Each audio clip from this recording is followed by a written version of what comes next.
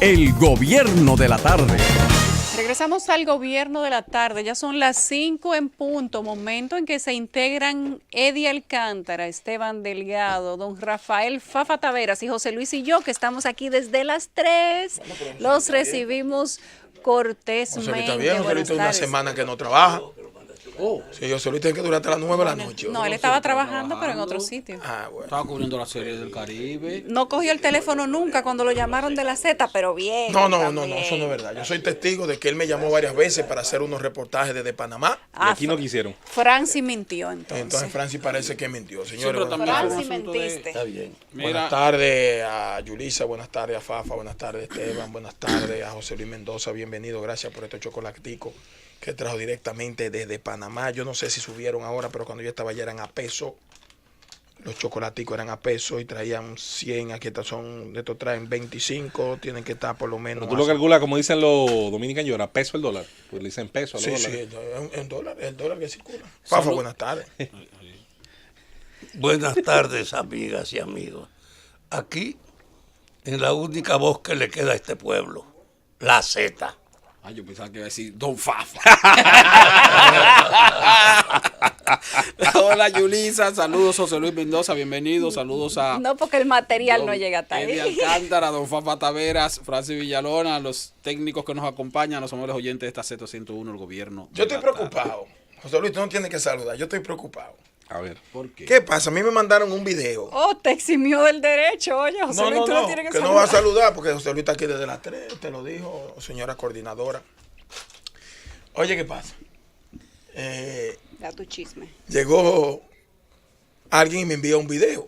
Ya yo había visto el video que se hizo viral del ciudadano sargento del ejército que lo encontraron, parece, en una casa en construcción, teniendo haitiano. relaciones sexuales con una persona homosexual y de nacionalidad haitiana, sobre todo. ¿Para ti es un agravante?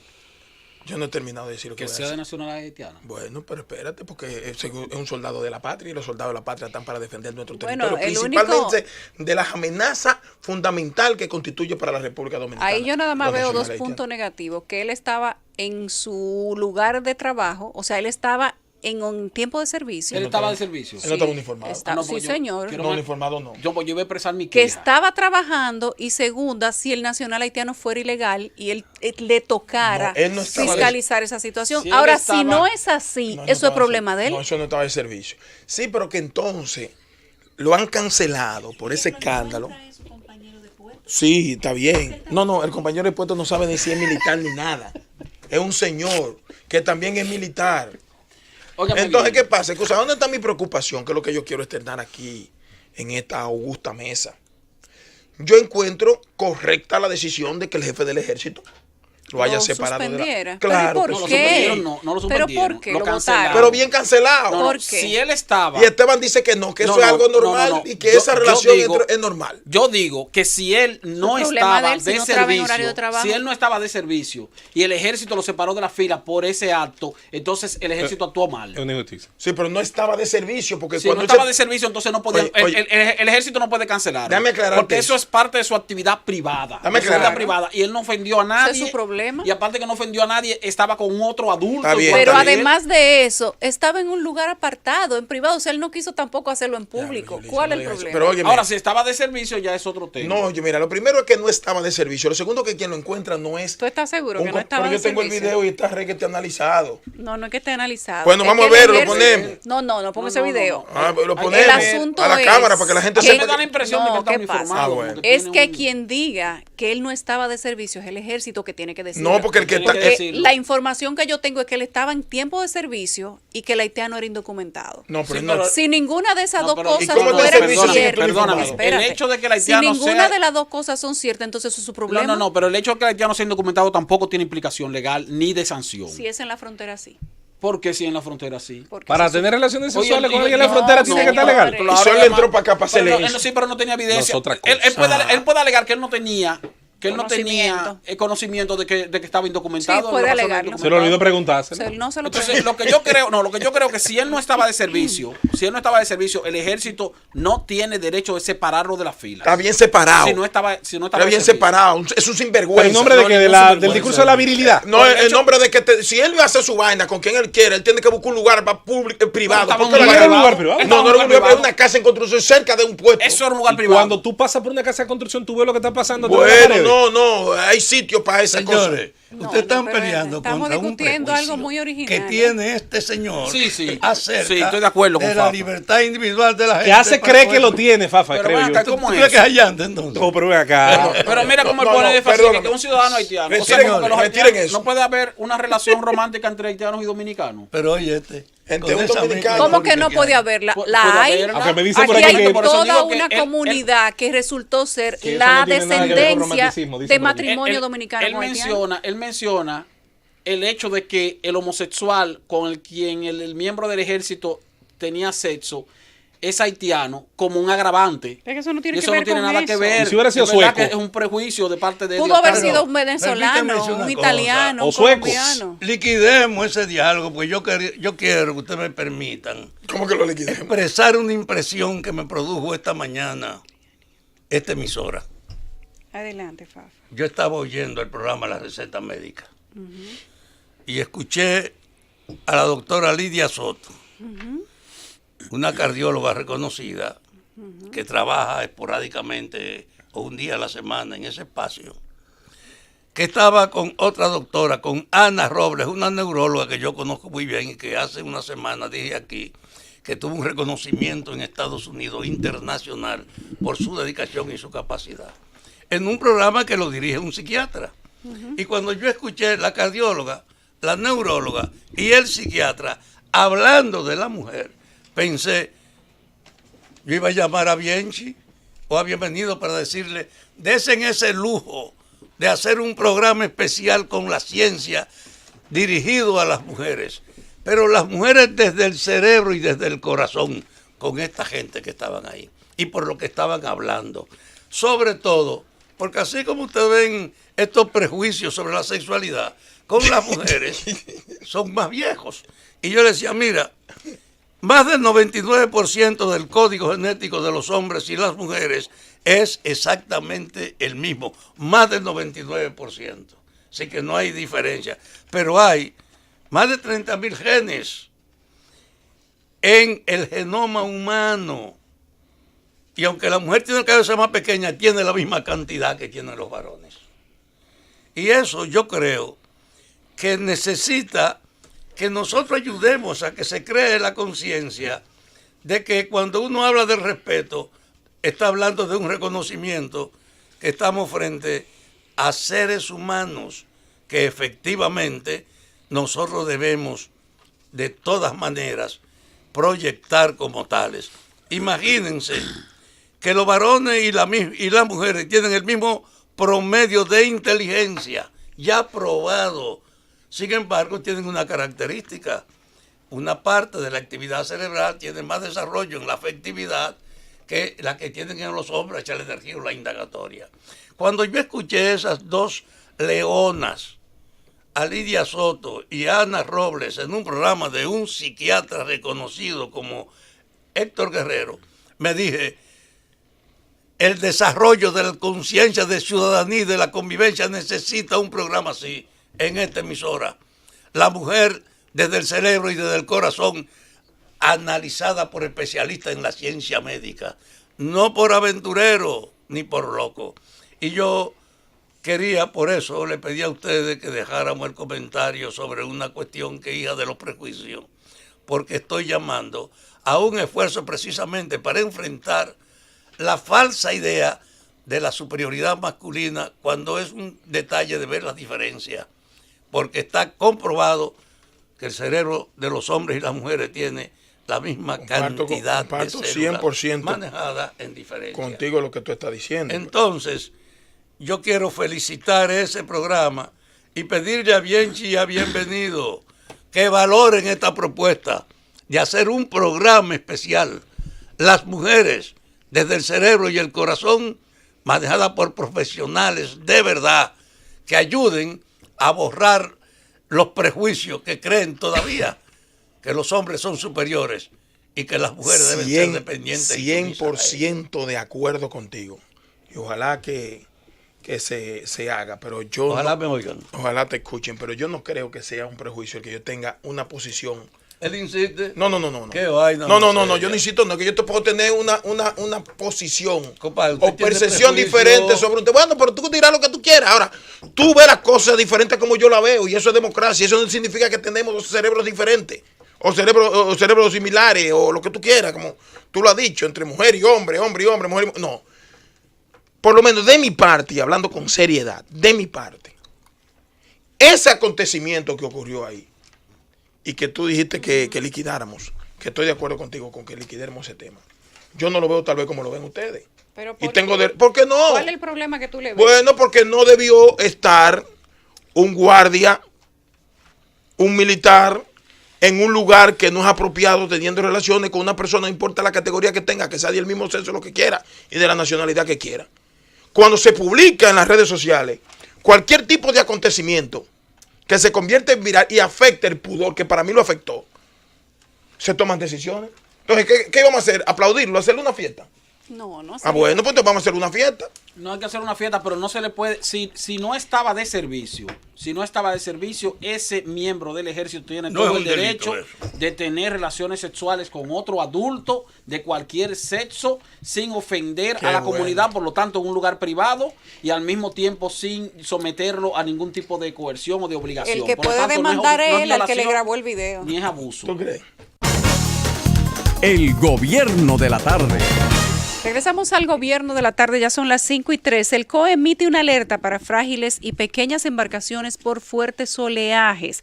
El Centro de Operaciones de Emergencia ha dispuesto esta alerta verde para las operaciones de frágiles, pequeñas y medianas embarcaciones desde Punta Gorda, El Ceibo, hasta Cabo San Rafael en la Altagracia por fuertes oleajes en las costas durante las próximas 24 y 48 horas, por lo que éstas deben permanecer en puerto.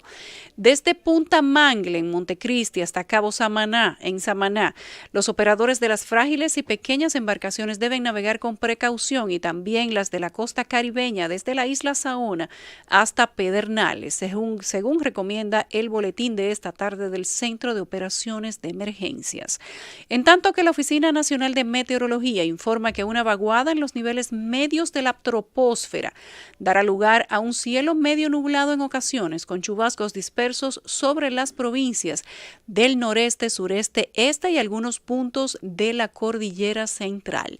Las precipitaciones se presentarían especialmente en Puerto Plata, Espaillat, Duarte, La Vega, Monseñor Noel, Sánchez Ramírez, Samaná, Atomayor, Monte Plata, El Ceibo, La Altagracia, La Romana, San Pedro de Macorís y el Gran Santo Domingo, ya saben. Permíteme Se decir necesitan esas lluvias. que tú me decías ayer que yo soy un ser, he sido ¿Se murió alguien más, Fabio? en el trabajo hasta aquí todos los días.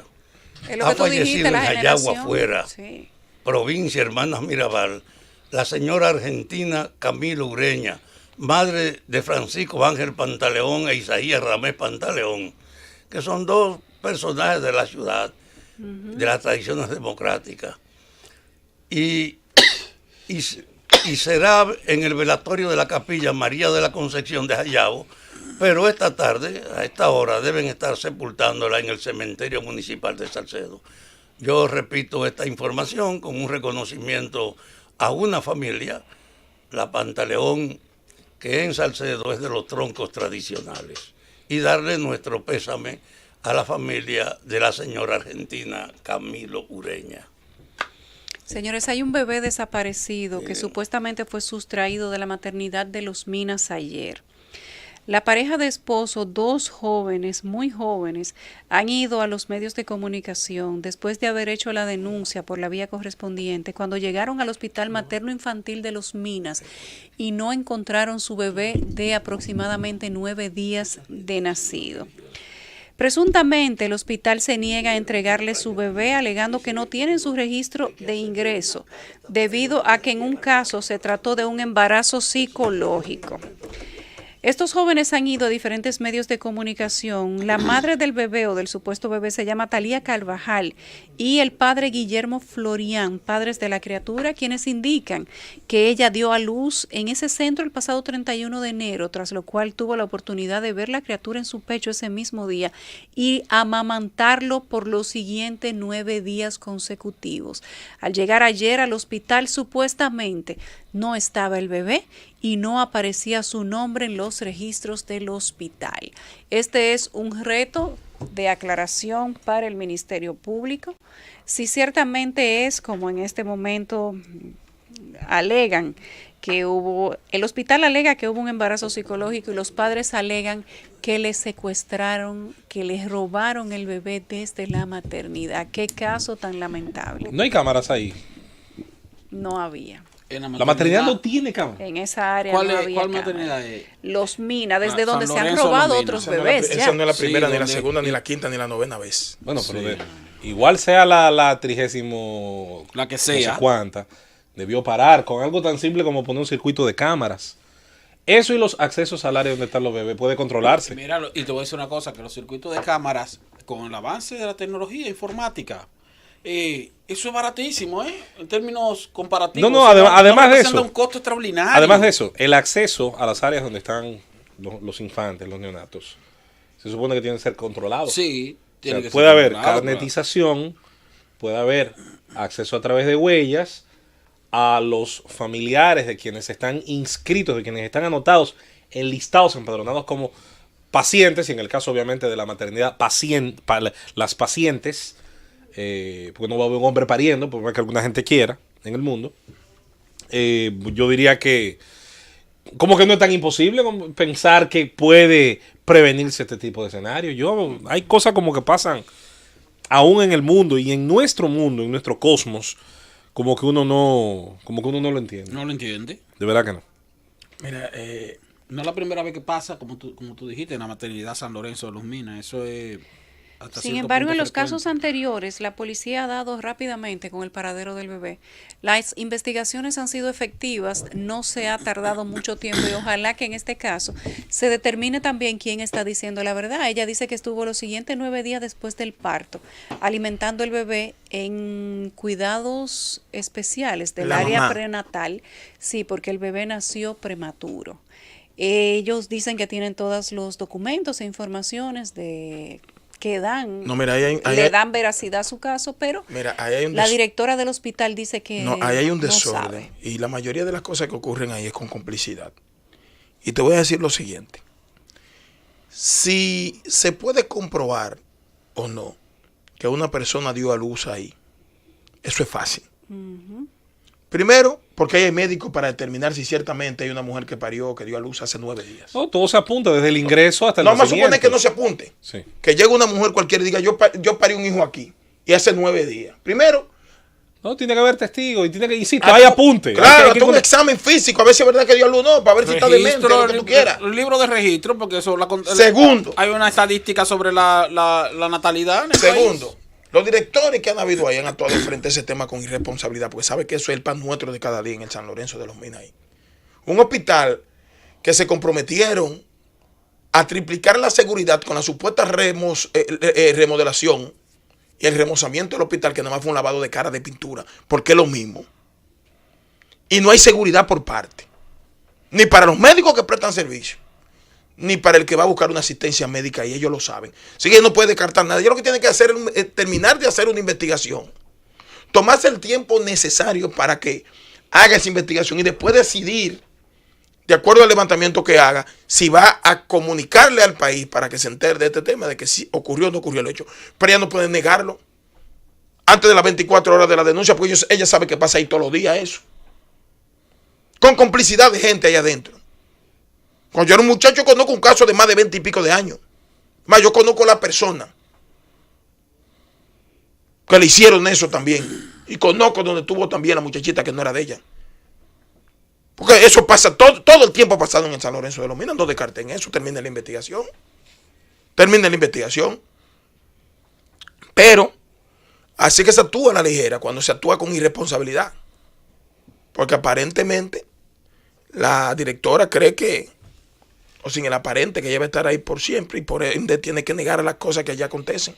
Ahí Ella va a ser médico ahorita igualita. Mira, sea como sea, Sin tener sea lo que posición de dice administración. la dirección del Hospital San Lorenzo de los Minas, tenga la razón, los dos jóvenes padres que dicen que les nació su bebé hace 9 días ahí, ha habido un error, un fallo de seguridad. Si se robaron el bebé, ese hospital tiene que dar muchas explicaciones. Nada de eso se hace sin complicidad, pero además, cuando una mujer entra a un centro hospitalario, se comienza con un registro.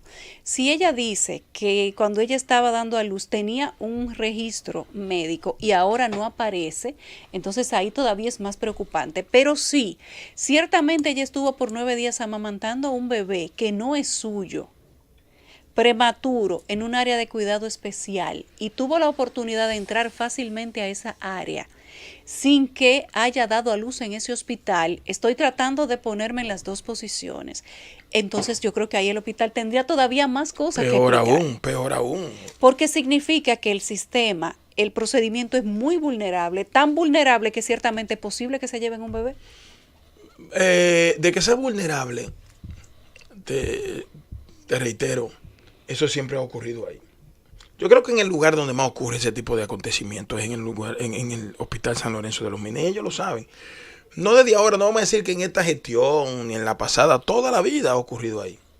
Es más la cantidad de gente que llega ahí sin ningún tipo de... O sea, ahí no hay control que no sea el que se toma para tú poner a una mujer en condiciones más o menos a dar a luz.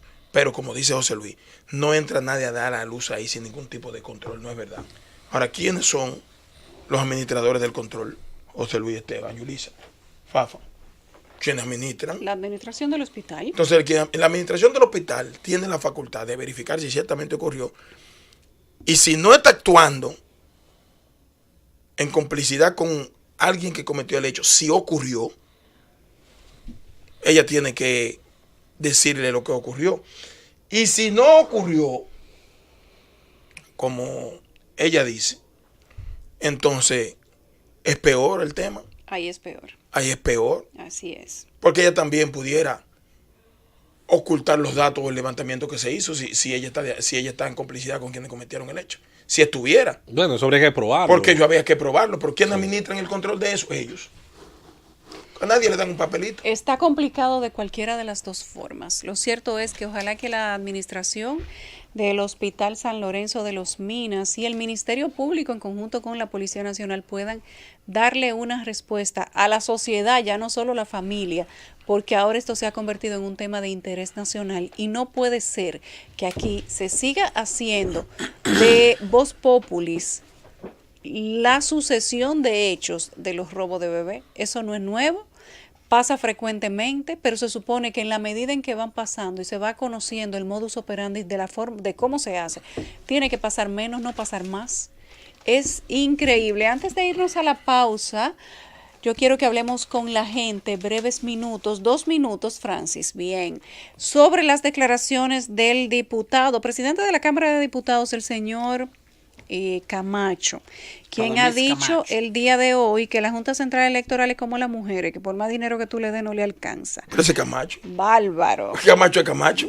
Claro. Camacho es Camacho. Yo dije en Twitter que de la saga de la mujer que parece una espina de cambrón, ahora nos llega que de la Junta Central Electoral se parece a la ama de casa que el dinero no le da. Yo quiero que ustedes escuchen las palabras directas de Camacho, porque siempre es bueno, por la transparencia de la información, que ustedes escuchen lo que dicen o lo que nosotros decimos que dijo la persona y que ustedes lo escuchen en su viva voz. Y entonces después abrimos las líneas 2 minutos y ustedes comentan. Pero yo creo que en esta ocasión se le fue la bola. No, ese Camacho. Y ellos administran bien, porque nos guardan de todo, le compran ropa a los niños, por más que usted le dé, nunca alcanza el dinero. Y ellos administran bien, porque nos guardan de todo, le compran ropa a los niños, van al salón y andan siempre bien vestidas. Ellas siempre nos hacen el requerimiento y nosotros le asignamos y siempre le alcanza y siempre guardan. Bueno, entonces la Junta lo que tiene que hacer los requerimientos, porque el valor de la democracia, eso lo pagamos los dominicanos. Ya ustedes escucharon sus palabras y escucharon el argumento de Camacho de manera inextensa. Yo creo que hay muchos Camachos aquí, que cada vez que creemos que lo hemos escuchado todo, sale uno de nuestros políticos, de esos que ustedes saben que aparentemente que se tragan un perico por la mañana no y lo es la primera vez que escupen por la Camacho dice tarde. algo que se convierte en viral. Eso es lo Se lamentable. convierte en viral, ¿eh? Eso es lo Cada vez que lamentable. Camacho dice algo para opinar de algún tema nacional, Yo creo que es la un tema forma. que se convierte en viral de una vez. Vamos a hablar con la Porque gente. él no dice nada que se ajusta con lo que le preguntan. Solo unos minutos. ¿Qué usted opina de las declaraciones de el señor Radamés Camacho? Buenas tardes. Buenas tardes. Para mí es un patán. Es un patán, ay Dios mío. Buenas tardes, ¿qué usted opina de las declaraciones de Camacho? Sí, buenas tardes. Le habla Antonio Romero, de Sánchez Luperón. Realmente fueron unas declaraciones desfasadas contra la mujer. Nosotros esperamos que las mujeres lo tomen en cuenta y además lo que debe hacer es los 2.500 millones de pesos que no ha declarado, de esos dinero cogerlo junto con el comité político y contribuir con la Junta Central Electoral. Buenas tardes. ¿Usted qué opina de las declaraciones de Camacho, de que la Junta Central Electoral es como las Simplemente mujeres? un parangón social. Él ha dicho que y yo no soy peleita ni lo seré nunca, Él ha dicho que la ama de casa, y no se refirió de forma despectiva, por más que no le alcanzan por el costo. O sea, yo no creo que esto ha sido tan grave. En cuanto a Faride, él sacó una correa y No, el de la correa fue Camacho. No. Sí, no fue Camacho. Tampoco le pongan. No. Que no fue El de la correa fue el de... Sí, claro, no fue Radamés Camacho. ¿Cómo se llama? De allá del Cibao. Que creo que pidió Camacho. ¿No? Vámonos a la Pero no fue pausa. Radamés Dice Camacho. No fue Francis Radamés. que al regreso continuamos con la gente Pero y me además sorprende. con el debate de los comentarios del gobierno de la tarde. El gobierno de la tarde. Regresamos al gobierno de la tarde, ya son las 5:30. Leemos el siguiente boletín, el segundo del día de hoy, cortesía de nuestro diario Z Digital. La iniciativa política Bien Común exigió hoy la renuncia inmediata del ministro de Educación Andrés Navarro por considerar que el funcionario viola la ley de función pública al estar en una permanente y multimillonaria campaña electoral, mientras las escuelas presentan dramáticas deficiencias de suministro de materiales y gestión de servicios. Aseguró que las gestiones de Navarro y el exministro Carlos Amarante Baret frente a la cartera deben ser objeto de una profunda auditoría para investigar si las multimillonarias campañas presidenciales de ambos dirigentes del Partido de la Liberación Dominicana se han financiado o no con los recursos del 4%. En este país no se puede hablar de una revolución educativa cuando en las escuelas faltan los insumos más básicos. El suministro de alimentos falla constantemente y numerosas instalaciones presentan un franco deterioro. Este pueblo salió a las calles a exigir y conquistar el 4% para tener una educación digna y de calidad, no para financiar los gastos de campaña de dirigentes del Partido de la Liberación Dominicana, declararon los representantes del colectivo. Los productores dominicanos que venden sus artículos en el mercado binacional que opera en la frontera con Haití se están viendo afectados por la turbulenta situación que atraviesa el país vecino, que de persistir tendrán que ofrecer sus productos en otros destinos. Así lo expresó este martes el ministro dominicano de Economía, Isidoro Santana, quien destacó que todo lo que pasa en Haití, donde se han registrado protestas violentas contra el presidente Jovenel Moisés durante 6 días consecutivos, afecta a la República Dominicana.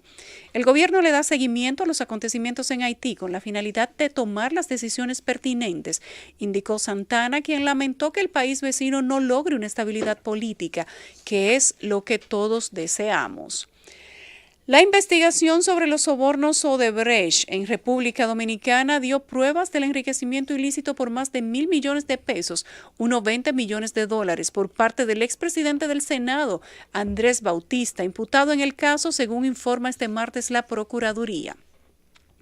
La investigación llevada a cabo durante más de un año por un equipo de fiscales demuestra que además de recibir sobornos pagados por la constructora brasileña y de paso blanquear dinero ilícito, el imputado se enriqueció ilícitamente mientras ejerció sus funciones como senador del 98 al 2006.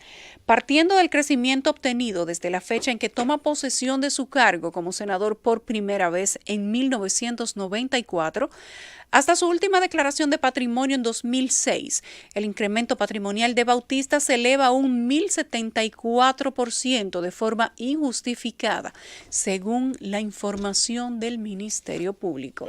Todas estas informaciones pueden ser ampliadas a través de nuestro diario Z Digital y a través de nuestra plataforma de redes sociales. Una situación con esto que tú acabas de decir. Se supone que Andrés Bautista está acusado de haber recibido soborno de la empresa Odebrecht a través de Ángel Rondón. Entonces, lo que haya pasado del 94 al 2001. Al 2006. Al 2001. No es objeto de investigación cuando entró Odebrecht aquí. Entonces, o sea, si él robó o blanqueó, debe haber un expediente que diga que el blanqueo del 94 al 2001, ¿a qué se debió?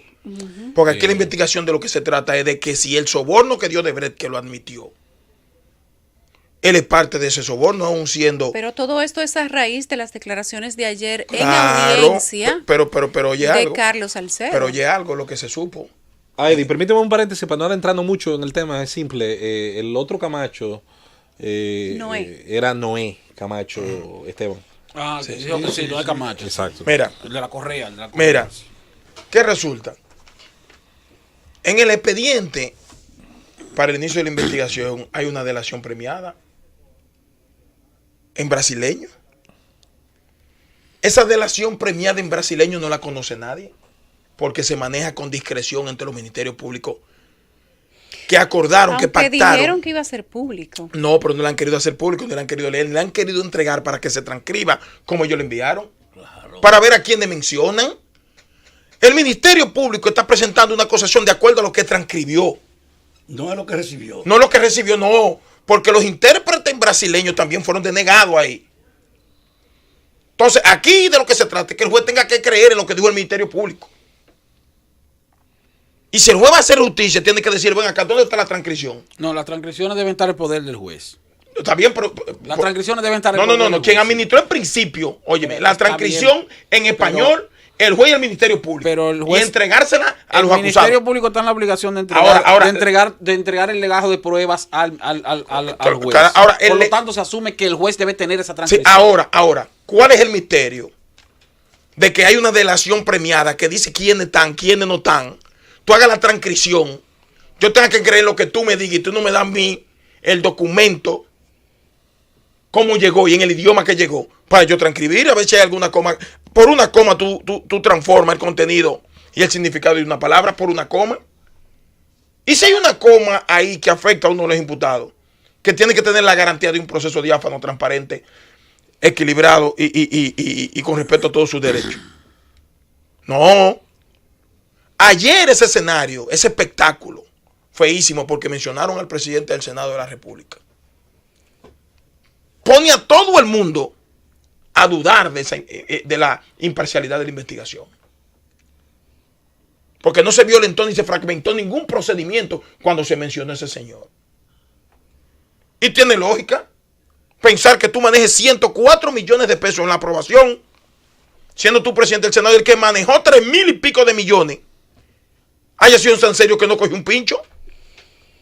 Yo tengo derecho a decir, bueno, pues nada más soy yo ladrón, porque yo con esto no justifico nada. Bueno, si él tiene que ver con el soborno, aunque aprobara 104, tiene que responder. Pero hay una cosa Ahora, importante. 3,000 y pico de millones de pesos y que tú no digas que lo encontraste en nada. Oye, pesos. De dólares. De dólares. Hay una cosa importante en esto, y es que lo que se está juzgando aquí es el hallazgo de ilícitos penales dentro de la administración o manejo de todos esos recursos públicos. Y cuando uno dice público, la gente creería que eso no es de nadie, de recursos de los contribuyentes. Lo que dice el Ministerio Público es que en el análisis de toda esa información que resultó de las delaciones premiadas de los que están metidos en Lavallato, renglón República Dominicana, los hallazgos que se encontraron, a pesar de que Andrés Bautista manejó 266 millones y Reinaldo Pared más de 3,000, implican en un acto doloso al señor Andrés Bautista, pero ellos no encontraron elementos que pudieran llevar a una implicación penal al señor Reinaldo. Entonces, a Galán sí. Porque Galán sí que... Y eso es lo que Galán uno se que pregunta, tentó a... si entre tanta gente, Sí. ellos, los que están ahí sentados, tenían el poder absoluto No, de parece que a decidirlo Galán no hubo todo. manera de sacar a ese compañero del expediente. Parece que era tan grave lo de Galán que no hubo manera de sacar, porque Pero él quiere sacar a los antes- compañeros. Ahora, yo te digo a ti, Galán fue el único en todo el proceso del 2001 al 2016, el único presidente de la Comisión, de Hacienda. Y de la Cámara de Diputados, ¿cuántos miembros de la comisión aprobaron eso también? Ninguno se enlodaron. Perfecto, yo tengo derecho a dudar. No que estoy diciendo que si ellos cogieron 10 pesos, si él manejó 104 o 200 y pico, como dice Yulisa, 266, dice Sí. el Ministerio Público, no yo. dice el Ministerio Público, no, yo estoy hablando por los números, pues yo entendía que era menos.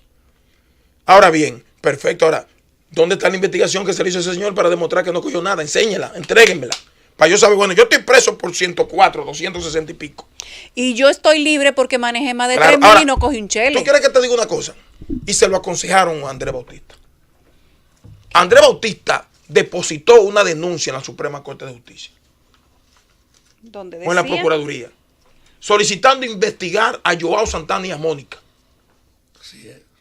En el 2016, y que me desmienta Andrés, Antes de que aparecieran estas antes de que aparecieran estas cosas, y forzó, acusando directamente a Joao y a Mónica, acusando directamente a los sectores de poder, ¿Y qué tiene de que que, ver eso con que eso, sometimiento? que esa vaina fue lo que pudo haber incidido. Ah, ¿Tú no, sabes no, para pero qué? es una Para que suposición. tuviera ahí metido en un expediente. No, no, pero es una suposición. Te lo digo, porque hay gente que tiene más responsabilidad y no están. Bueno, Mira, es que oye, esa también es una oye, suposición. O sea, está bien, pero es mi te digo, mira, suposición, no la tuya. Ayer el argumento de la defensa de Andrés Bautista fue muy bueno.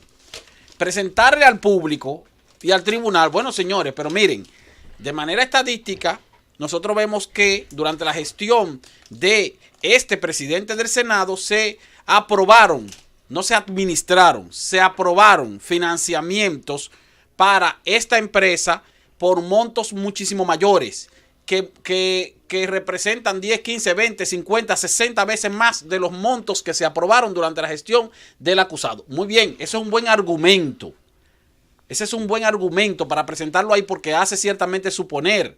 Ahora, finalmente lo que está diciendo Yulisa es verdad. O sea, si no encontraron elementos de prueba para someter a el presidente actual del Senado, entonces no pueden someterlo. Oye, no lo encontraron. Pero no está bien, yo estoy de acuerdo contigo, pero oye, si no quisieron encontrarlo tal vez. Bueno, porque eso también ¿Tú es ves? un asunto de, porque entonces ahí lo que estamos haciendo ¿Tú ciertamente me entiendes? es No, yo no estoy cuestionando- acusando a nadie. Yo lo que sé que no sé, oye, yo lo que sé que aunque sea verdad que no hayan encontrado nada, porque yo no dudo de la honestidad de Reinaldo Pared, no dudo de ninguna. Ni la de Andrés, yo no sé si Andrés lo cometió o no lo cometió, ni me importa tampoco. Ahora, se cae de la mata que tenía que haber una investigación más seria. No lo digo por el caso de Reinaldo solamente. A quien conozco y no sé si es capaz de hacerlo o no hacerlo. Ni puedo acusarlo tampoco, porque no tengo evidencia de eso. Hermano, que cuando yo te estoy hablando, no te digo por la mención que se le hizo a Reinaldo en el día de ayer. Es por decenas de personas que si ciertamente ocurrieron los hechos de soborno debieron estar en el expediente. Así es. Eso es lo que yo quiero decir. Está bien. El gobierno de la tarde. Regresamos al gobierno de la tarde. Son las 5:44. Hablamos de las incidencias en el caso de Brecht. A propósito de que en la sala de audiencia, en esa sala de audiencia, en la Suprema Corte de Justicia se ha iniciado con la defensa de los imputados. Hablamos antes de irnos a la pausa sobre la defensa que esboza el señor Carlos Salcedo, que es el abogado del expresidente del Senado, el señor Andrés Bautista, y quien decía que si su cliente manejó 266 millones y Reinaldo Pared manejó muchas veces más ese monto, refiriéndose a los 3.003 y pico de millones de dólares, porque él no estaba en el expediente. Vamos a hacer contacto antes del aviso, Fafa, lo vamos a hacer en unos minutos, con la llamada del señor Andrés Bautista, quien ha manifestado a propósito del tema que quiere salir al aire. Andrés, buenas tardes. Buenas tardes, Yulisa, buenas tardes a todos los amigos de la Z del Gobierno de la Tarde. Y los amigos tuyos, Andrés, en especial. Amigos y hermanos. Cuéntanos, Andrés, ¿cómo estás pasando esta situación? Yulisa y demás, y al pueblo dominicano que escucha a la Z. Nosotros estamos en un momento donde en las réplicas a las acusaciones que en el mamotreto que hizo el Ministerio Público, y esas réplicas están destruyendo ese edificio de mentiras que han dicho. Ante esa desesperación, hoy el Ministerio Público, mediante una rueda de prensa, habla de eso, de 1.000 millones de pesos que yo recibí. Pero ¿qué sucede? En la acusación que ellos hacen, hablan de que en la cuenta 71 16 43 973 yo tenía depositado 1.900 millones de pesos. Hoy no mencionan la cuenta, sino que hablan de 1.000 millones, el equivalente a 20 millones de dólares. ¿Para qué? Para que en la mente del pueblo dominicano impacte esa suma tan grande. Pero ¿qué sucede? No hablan de la cuenta porque está demostrado y hemos demostrado ante el juez que esa cuenta es de Agropecuaria Bautista, que es una compañía donde producimos cerdo, que tiene 18 años en producción, y han tomado todos los depósitos que se han hecho en esa cuenta, fruto de las ventas de cerdo, de ganado, de los préstamos que tenemos la constancia de la producción de ahí. Ese ha sido el flujo durante todo ese tiempo. Ahora, ¿qué pasa? Maliciosamente, perversamente habla de esos 1.000 millones, que eran 1.900, ya lo bajaron a 1.000, lo bajaron a la mitad. Ahora, yo por este medio, que es un medio que escucha el país y el mundo, yo desafío, yo reto al Procurador General de la República, Jean Alain Rodríguez, para que me demuestre que un centavo ha entrado a esa cuenta de Agropecuaria Bautista que no sea fruto de las ventas de ganado, de cerdo y de los préstamos que se le han tomado al Banco Popular Dominicano. Yo reto al Procurador General de la República para, si tiene vergüenza, que le diga al país un depósito, que lo muestre un depósito, porque nosotros sí tenemos depositado en la Suprema Corte de Justicia cada recibo, cada documento que demuestra que ha cruzado por esa cuenta. Nosotros hemos actuado con honestidad y responsabilidad en nuestra vida. No hemos recibido un centavo de soborno, ni para esto ni para otra cosa.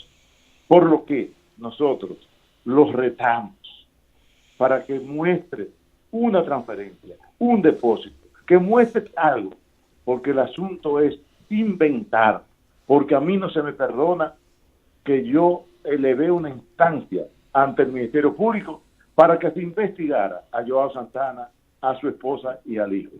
A nosotros no nos han probado, no hay ninguna delación que pueda decir que nosotros hemos recibido nada.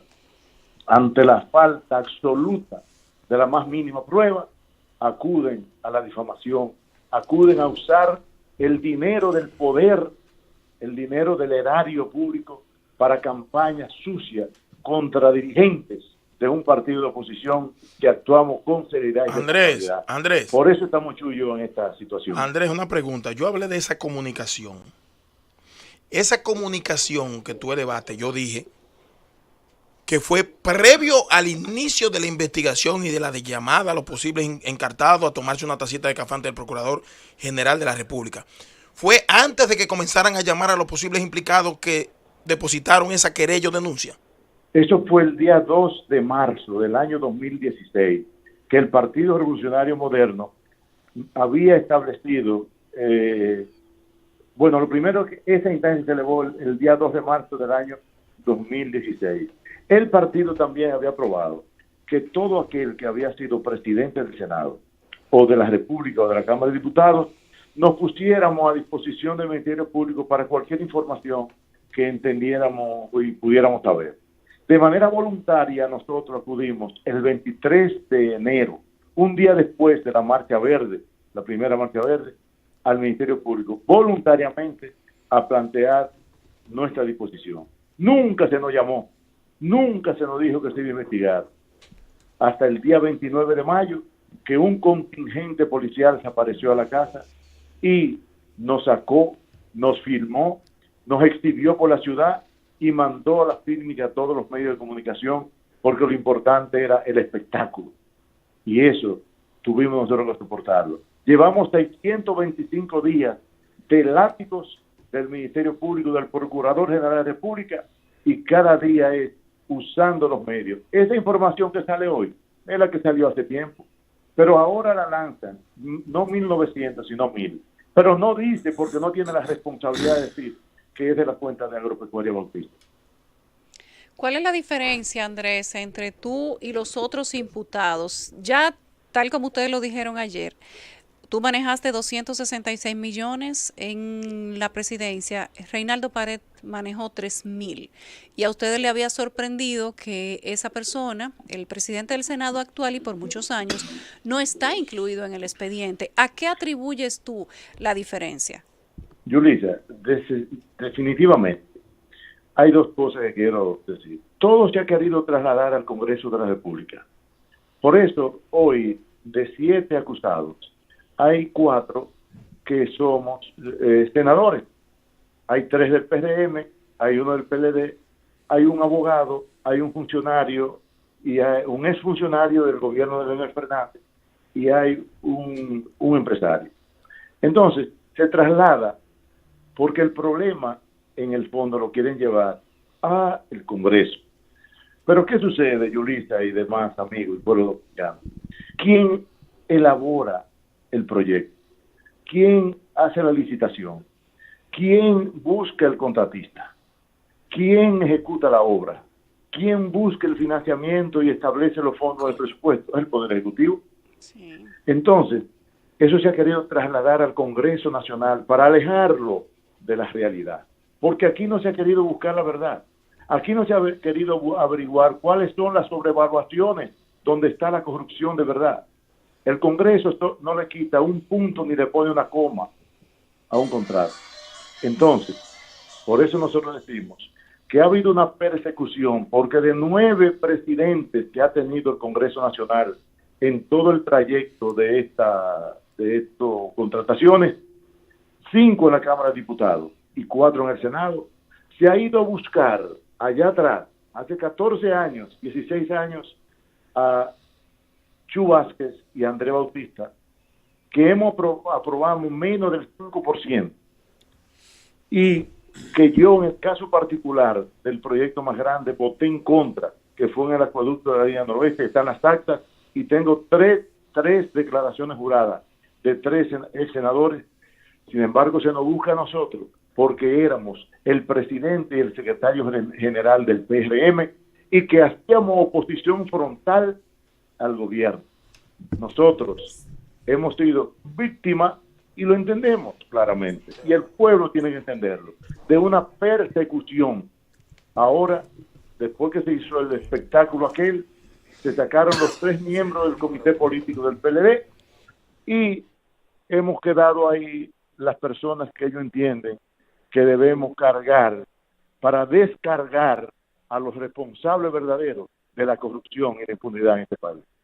Andrés, lo que te conocemos, nos hemos atrevido a decir que podemos hablar con propiedad de que tú no tienes nada que ver con esto, y no hay evidencia en las muestras que han hecho.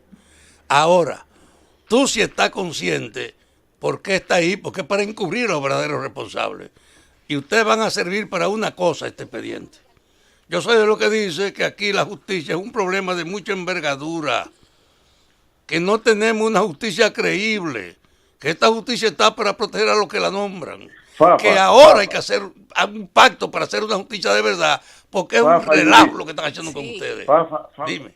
Me permite, mire, ¿ustedes creen que es posible que ayer que un abogado nuestro menciona la cantidad de proyectos y se menciona al actual presidente del Senado, y hay un escándalo porque el Ministerio Público reacciona con una sensibilidad increíble? ¿A qué atribuyes eso? Pero hoy hubo otro problema, un incidente, porque se mencionó el nombre del Procurador General de la República, diciendo que él, como no está presente, no puede hablar, pero es él que firma la acusación, y en este caso hay 2 partes.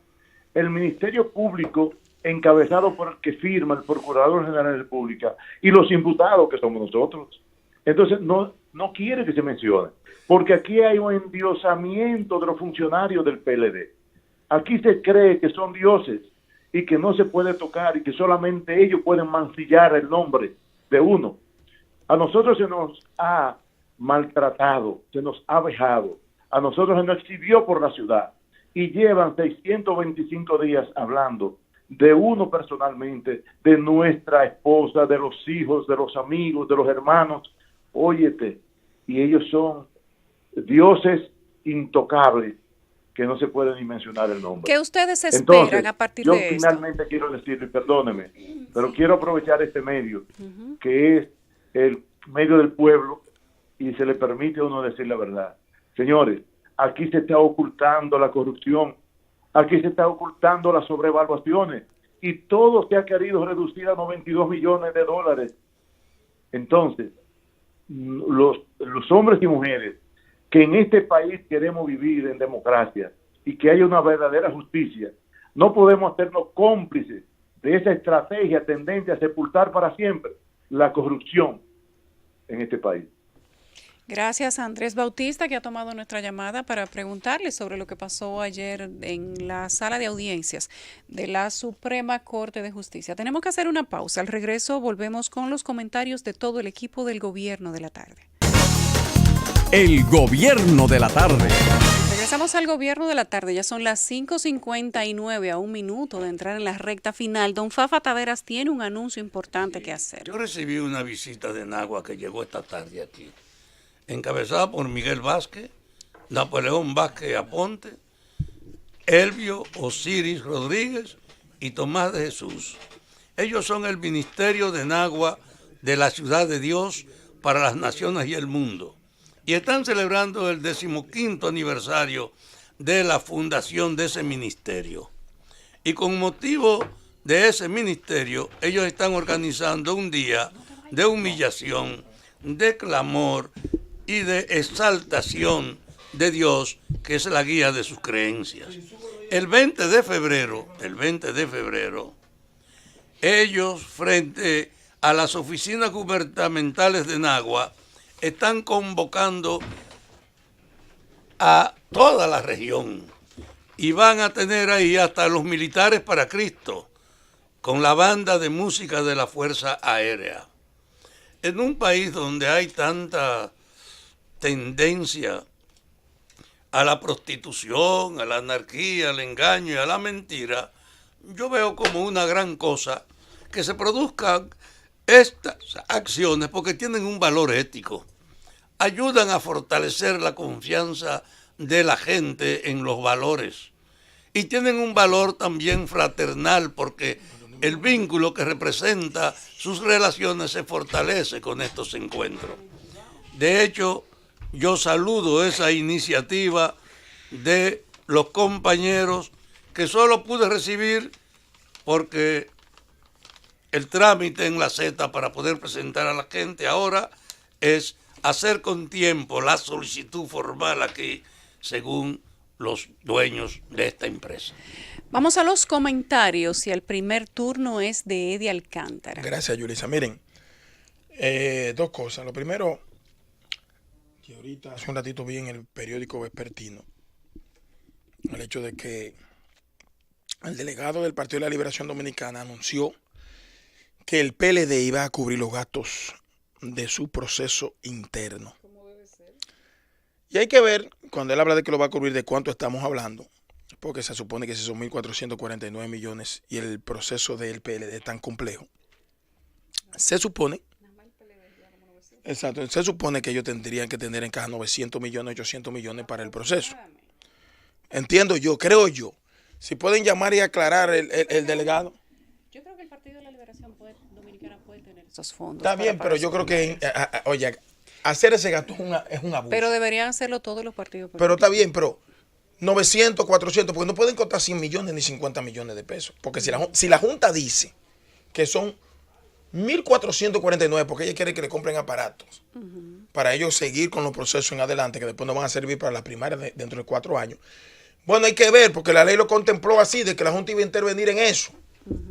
Cosa con la que yo no estoy de acuerdo, pero perfecto. Ojalá que el PLD sepa de cuánto están hablando, porque no creo que los demás partidos políticos tengan capacidad ni económica, ni tampoco su proceso amerita un gasto tan exorbitante como el que necesita el PLD. Miren, esta mañana escuché a través de esta Z101, por supuesto, la intervención del director de la Policía Nacional, Nealdrin Bautista. Y hablaba de una serie de acuerdos y de acontecimientos que están ocurriendo en los cuerpos castrenses, de lo que reveló que están trabajando de forma conjunta para tratar de combatir el flagelo del narcotráfico como eje fundamental de los sucesos delictivos que están ocurriendo en el país. Y yo me sentí satisfecho con su pronunciamiento, más no de acuerdo con algunas pronunciaciones con relación al tema del aumento de la delincuencia que él hizo. Y hablaba, que fue donde más me enfoqué, haciendo causa común con lo que dijo el presidente con relación a que el aumento desproporcionado de la delincuencia se debe a que recibimos una cantidad de ciudadanos deportados de Estados Unidos que se involucran inmediatamente en los hechos dolosos y el narcotráfico en la República Dominicana. Yo creo que él lo quiso decir por eso, porque se cuestionó al presidente cuando habló de ese tema. Dijo, no es que aquí recibimos tanto deportados, se involucran inmediatamente en los hechos delictivos. Y así lo dijo el jefe de la policía. Y yo creo que no solamente los deportados o los que se involucran de esos deportados, porque no todos se involucran en los hechos delictivos. Eso no es verdad. No todos. Pero así como se involucran algunos deportados en los hechos delictivos, se involucran la juventud, los sin papá y sin mamá, es decir, los huérfanos, los blancos, los rubios, los negros, los religiosos, los políticos. La célula delictiva en la República Dominicana tiene componentes múltiples, no solamente de los que vienen deportados de los Estados Unidos. No solamente son ellos los que aumentan la criminalidad en el país, ni los hechos delictivos. No, es que los que están al frente del combate al delito, y entiendo que la policía hace su trabajo con las limitaciones que tiene. Porque cuando usted apresa a un individuo que dice que tiene 7 fichas, fue porque la policía lo apreció 7 veces y tiene que salirlo a perseguir mañana. Porque tenemos una debilidad en el sistema de justicia en la República Dominicana que obligatoriamente tiene que ser transformado. Pero lo que tienen que hacer esos jefes de policía, del ejército, de guardia, de instituciones que tienen que velar por el orden interno del país, es hacer propuestas contundentes al presidente de la República sin temor y decirle que usted no puede brindar los servicios que la sociedad demanda para combatir la delincuencia que ya tenemos con lo que usted está recibiendo, con chelitos como está recibiendo la policía. Y por eso muchos de los que pertenecen a esa fila se incentivan y se hacen parte de la criminalidad en procura de mayores beneficios que no le da la policía. Pero aparte de eso,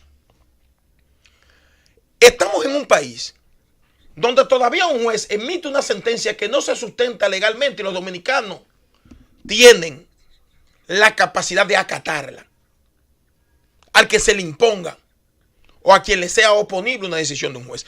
Aún sea una sentencia fuera de lo legal, una sentencia que no se sustente en las legislaciones del país, pero el dominicano tiene por norma acatarla. Por eso muchos jueces constantemente emiten sentencias divorciadas de la realidad legal y se ejecutan. ¿Pero por qué? Porque esas legislaciones que tenemos son las que permiten que el juez fiscal y todo el tinglado que tiene que ver con la justicia de la República Dominicana pueda corromperse. Eso ocurría en la ciudad de Nueva York. Y aparte de toda la estrategia para crear un Estado temeroso a quien imparte justicia y temeroso a quienes persiguen el delito, se preocuparon por crear ese tipo de legislación. Una legislación que fuera incapaz de permitir que jueces, fiscales y policías se corrompan. Incapaz de eso. Y aquí lo que tiene que preocuparse la Policía Nacional, fundamentalmente, y todos los demás que, como ella, son auxiliares del sistema de justicia del país, si ciertamente quieren hacer algo por la República Dominicana, es solicitar la aprobación de legislaciones que no permitan que jueces y fiscales se corrompan. Porque siempre encuentran un bajadero en el Código Procesal Penal y en el Código Penal para resolver el tema del delincuente. Si usted crea los candados efectivos en ambas legislaciones y en las legislaciones especiales, aunque un juez quiera favorecer a su hermano, si cometió un hecho, no puede favorecerlo porque no encuentra bajadero en esa legislación. Eso fue lo que se hizo en Estados Unidos. Y que los cuerpos que tienen que perseguir el delito, se le crea una legislación que sea incapaz de que el policía, por menos que gane, pueda hacerse parte de ese tinglado delincuencial. No pueda justificarlo. Que no pueda justificarlo. Y que las sanciones sean irrevocables. Y que no tenga posibilidad de optar ni por libertad condicional, ni por libertad bajo fianza. Que sean sanciones definitivas. Para que tengan temor de involucrarse con el delito. Eso es lo que hay que crear en la República Dominicana. Porque aquí la delincuencia no le teme a la policía. Por el contrario, sabe que la policía es tan vulnerable que la pueden hacer parte de ellos. Y eso es lo que está pasando en el país. Pero parece que los jefes de la policía que hemos tenido tienen temor de plantearle eso al presidente de la República. De que se creen ese tipo de herramientas y que aparezcan los recursos para que se pueda llevar a cabo una labor policial y de persecución que sea incapaz de que un policía se corrompa y que si se corrompe con una legislación especial sepa que va a tener o le van a imponer en la costilla 20, 30, 40 años sin apelación, sin ningún tipo de libertad condicional, para que ningún otro se atreva. Eso es lo que hay que hacer. Eso quería decir. El gobierno de la tarde. Regresamos al gobierno de la tarde. Esta es la Z101, ya son las 6:12. El presidente de la Dirección Nacional de Control de Drogas niega que en el país se registren trazas aéreas. El vicealmirante Félix Alburquerque Comprés negó hoy que en el país se registren trazas aéreas, calificando el caso de la avioneta de fabricación artesanal que se estrelló en enero en San Rafael del Yuma, provincia de Altagracia, como un hecho aislado. Los narcotraficantes siempre buscan la vía para cometer sus ilícitos. Al ver que por vía marítima se les está dificultando, hacen planes pilotos para ver si pueden lograr sus objetivos, señaló el jefe antinarcóticos. El general Alburquerque Comprés reveló que la aeronave que se precipitó el pasado 23 de enero en la referida provincia estaba siendo probada por grupos del narcotráfico en dicha zona. Agregó que en la actualidad los narcotraficantes cuentan con ingenieros aeronáuticos que fabrican aviones para el trasiego de drogas. Los narcotraficantes hacían una prueba piloto. Ese avión llegó y se estrelló. Nosotros tuvimos la alerta, pero llegamos tarde, indicó al ser entrevistado en un programa matutino el día de hoy. Continuamos con los comentarios y es el turno de Esteban Delgado. Gracias, Yulisa. Gracias a los amables compañeros aquí presentes en cabina, a los amables oyentes de esta Z101, el gobierno de la tarde. Mira, el año pasado, a principios del año pasado, el Banco Central hacía referencia a la necesidad, hacía una predicción de que posiblemente la República Dominicana lograra en el año 2018 la generación de divisas por el orden de los 30,000 millones de dólares. Que provendrían, por supuesto, de las exportaciones nacionales y de zonas francas, de los ingresos por turismo, de los ingresos por inversión extranjera directa y de los ingresos por remesas. Y en efecto, cuando el Banco Central dio sus estadísticas de crecimiento de la economía, poco antes de terminar el mes de diciembre del año 2018, presentó un escenario en el cual la generación de divisas por esas fuentes llegó casi a 30,000 millones de dólares. Lo cual vemos como un elemento favorable. Sin embargo, creo que el Banco Central, las autoridades monetarias deberían ofrecer algunas explicaciones más detalladas sobre el origen de determinadas cifras. Y quiero hacer referencia a dos aspectos fundamentales. Uno de ellos, y es algo sobre lo que estoy escribiendo una columna para su publicación próximamente. Uno de ellos es el dato sobre las exportaciones de bienes nacionales y de zonas francas. De acuerdo con el Banco Central, el año pasado las exportaciones de bienes nacionales fueron 4.800 millones de dólares y las exportaciones de zona franca sumaron 6.252 millones para un total de 11.052 millones de dólares. Un vaticinio que habían hecho también algunos expertos en materia económica en el sentido de que posiblemente al cierre del año 2018 las exportaciones dominicanas o las exportaciones de República Dominicana podrían llegar o superar los 11.000 millones de dólares. Y qué bueno, superaron con 52 los 11.000 millones de dólares. Sin embargo, cuando observamos las estadísticas de la Dirección General de Aduanas, donde se explica con detalles exportaciones nacionales, exportaciones de zona franca, exportaciones por concepto de revisiones temporales, exportaciones por concepto de reexportaciones, exportaciones por país de destino, exportaciones por colecturía. O sea, la Dirección General de Aduanas tiene un área de estadísticas bastante bien detallada sobre las exportaciones y las importaciones. Y vemos que las cifras que presenta la Dirección General de Aduanas sobre las exportaciones de República Dominicana totales el año pasado son de 9.473 millones de dólares.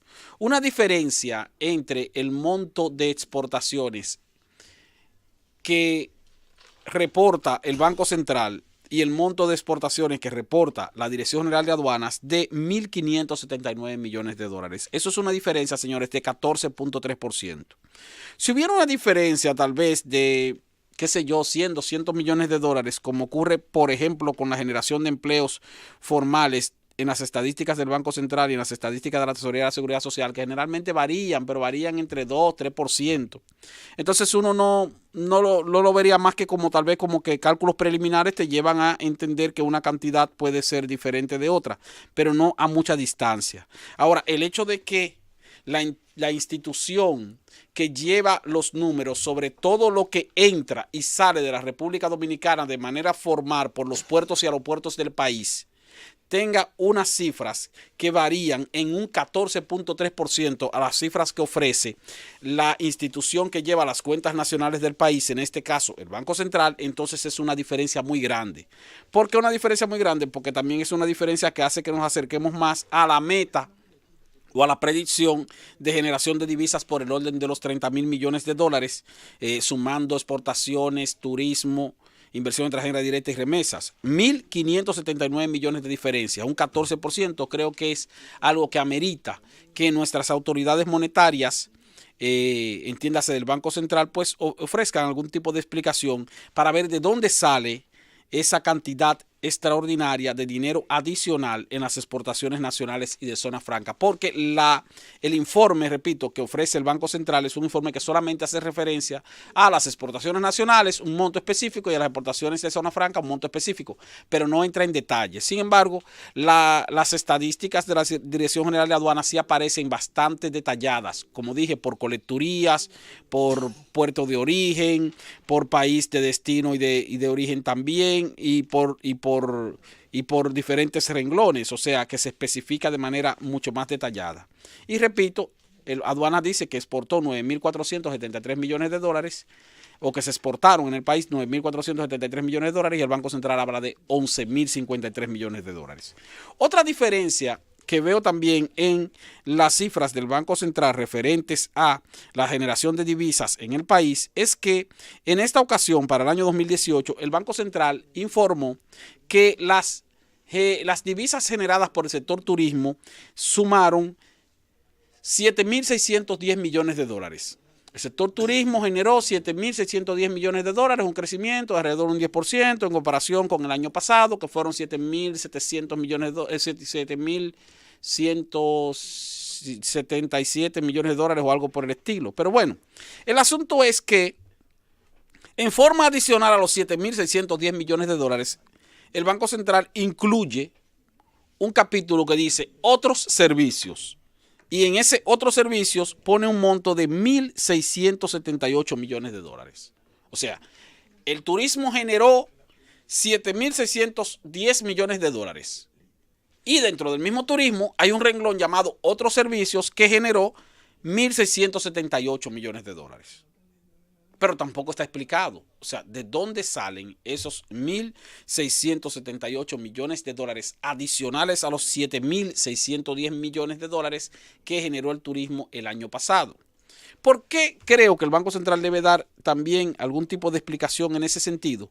Porque si sumamos la diferencia entre lo que reporta aduanas de exportación y lo que reporta el Banco Central de Exportación, 1.579 millones, más ese renglón de otros servicios que se le sumó a lo generado por el sector turismo por 1.678 millones, entonces tenemos que el año pasado aparece un monto de alrededor de 3.300 millones de dólares como generación de divisas sin ningún tipo de explicación. Y si restáramos ese monto a los casi 30.000 millones de dólares que decimos a través de la autoridad monetaria que se generó en divisas el año pasado, entonces quedaríamos en alrededor de 26.700, 26.600 millones de dólares y no en los 30.000 millones de dólares que se está mostrando al país como generación de divisas.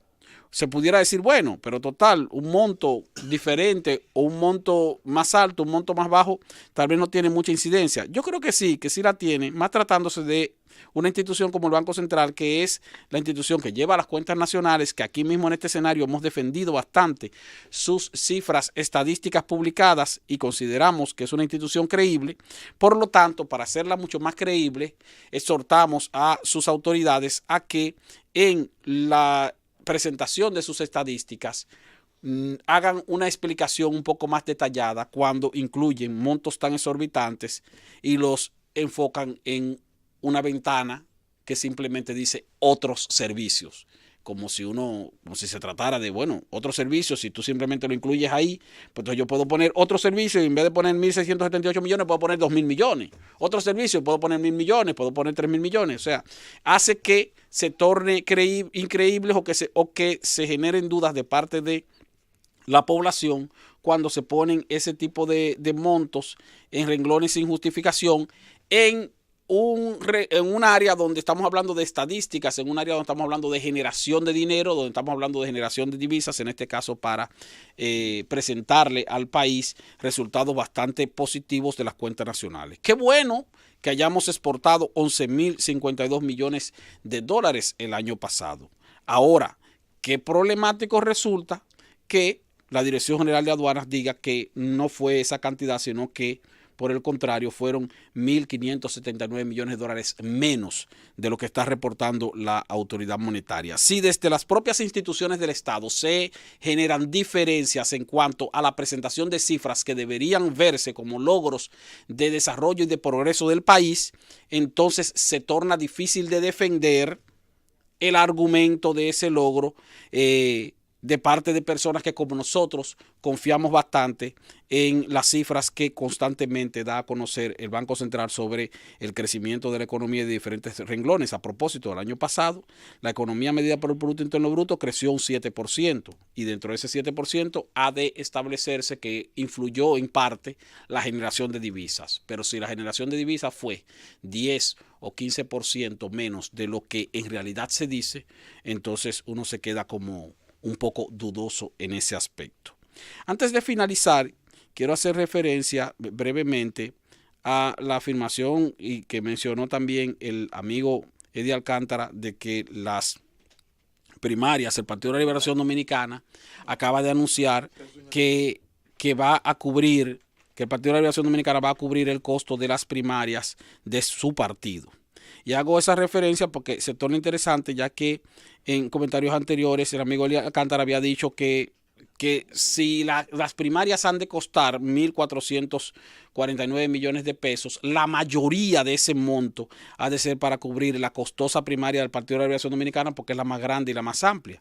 Si vemos que el PLD ahora dice que va a cubrir el costo de sus primarias, pues entonces no vemos por qué no se establezca que los demás partidos también cubran el costo de sus primarias y que entonces el Estado Dominicano no tenga que aportar esos recursos a través de la Junta Central Electoral, con lo cual se daría un buen espacio para que, por un lado, la Junta Central Electoral cumpla con el mandato de la ley y para que, de otro lado, no se acuse al gobierno de ser el responsable del mayor costo de esas primarias. Quiero aclararte antes de la pausa que hay tiempo. En ningún momento yo he dicho que los otros partidos no deban cubrir su primaria. No, pero yo en ningún momento he dicho que usted ha dicho que los otros partidos no deben cubrir su primaria. Lo que digo es que usted ha dicho que la mayor parte del costo de las primarias va a ser para cubrir las primarias del Estado. Debe ser así. Entonces, si es así, el PLD ya la va a cubrir, pues entonces ya. No, yo estoy diciendo, no habrá un gasto grande. Si está consciente. Yo dije es algo positivo. No, yo digo que sí. Yo digo que si está consciente de lo que está diciendo. Eso es lo que yo estoy preguntando. Ya, te respondió. La vida es así. El gobierno de la tarde. Regresamos al gobierno de la tarde, ya son las 6:28 y continuamos con los comentarios individuales. Momento ahora de escuchar el comentario de José Luis Mendoza. Muchas gracias y a las 6:28 iniciamos nuestra participación en este comentario. Es noticia hace cuestión de unas horas el final de una etapa importante del juicio realizado Joaquín Guzmán Loera. Joaquín Guzmán Loera es el nombre civil de quien responde al apodo, al mote, al alias del Chapo. Este alias, junto a su apellido, el Chapo Guzmán, se convierten en más que un personaje, en una marca que ha llegado incluso a ser llevada a ropa. Una de sus hijas está intentando hacer legal el hecho de usufructuar esta marca, convertirla en una marca de camisetas, de ropas, de prendas de vestir. De la misma manera que ya es una marca cultural, lo es en los memes, es decir, en las figuras de imagen y texto que buscan casi siempre tener algún tipo de mensaje humorístico. Y lo ha sido porque la industria del cine, la industria de la ficción, de las series, ha aprovechado también el impacto enorme de las actividades realizadas por el narcotráfico para hacer producciones. Algunas de ellas, debo decir, para mi gusto, muy malas, muy corrientes, sobre todo las que terminan simplemente haciendo culto de la figura del narcotraficante. Otras muy bien hechas, muy bien realizadas. Debo, por ejemplo, recomendar una para poner un ejemplo. La serie de Netflix del Chapo está muy bien hecha. Uno de sus tantos capítulos de sus 3 temporadas se llama Los Otros. Búsquelo. Se va a acordar de este momento. Busque dentro de las 3 temporadas, creo que la segunda, un capítulo de la serie de Netflix, ese servidor de contenido, y busque el que tiene el título llamado Los Otros. Usted se va a acordar de este comentario. Son 3. Ya son las 3 que se hicieron. Tengo entendido que ya finalizaron. Y creo que la segunda tiene el capítulo que hoy le estoy recomendando a quienes tengan acceso a ese servicio, Los Otros, porque hace hincapié ese capítulo de esas figuras que no tienen ningún tipo de morbo, no tienen vehículos de lujo, no tienen bajo su mando a ejércitos de sicarios, pero participan de manera activa y de manera obligatoria muchas veces de la industria del narcotráfico. Menciona cómo se hace el reclutamiento infantil por parte de los cuerpos armados, de los grupos armados que defienden a los cárteles, cómo se hace el trabajo en condición esclava, en condición de mano de obra esclava, de quienes cultivan, por ejemplo, la amapola, que es de donde sale la heroína y otras drogas que tienen una capacidad para generar adicción enorme.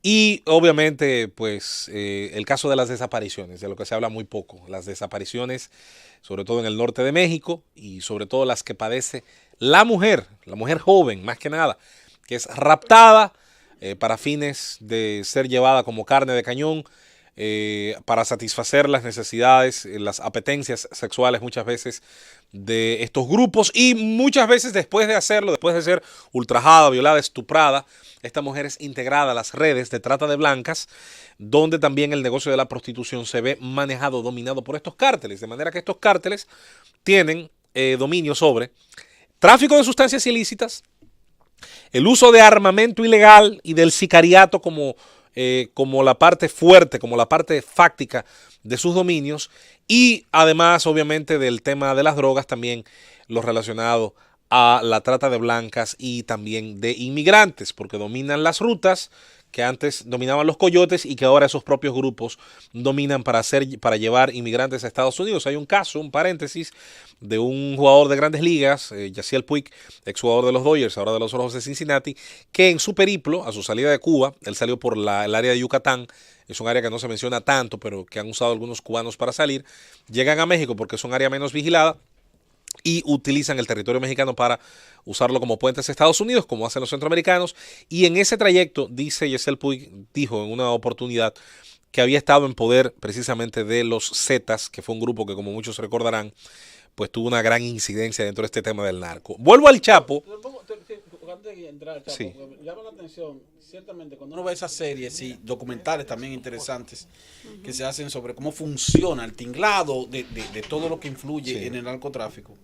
Y entonces a uno le llega a la mente lo que ocurre con mucha cotidianidad, Sí. que se explica con tanto detalles el cómo.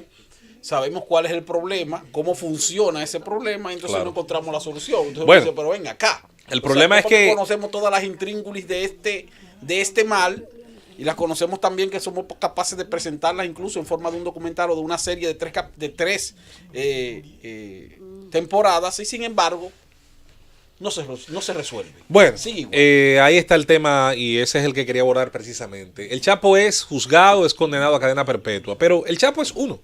Es un individuo. Incluso si consideráramos que su red es la más grande del mundo, como se dice, es una de tantas.